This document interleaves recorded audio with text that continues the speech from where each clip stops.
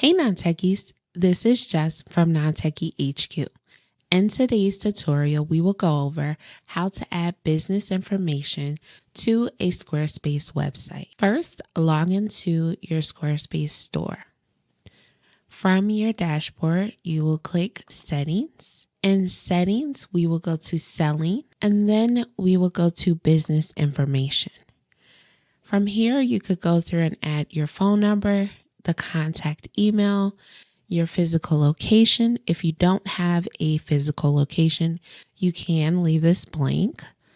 If you do have a physical location, it will update this map here so that it can show on the designated areas in your SquareSpace website. Then lastly, you can add your business hours. This business hours section will be added to your mobile info bar. So when customers view your site on their phone or on a tablet, they will be able to see the business hours that you have available. Once you have all this information in here, you will click Save.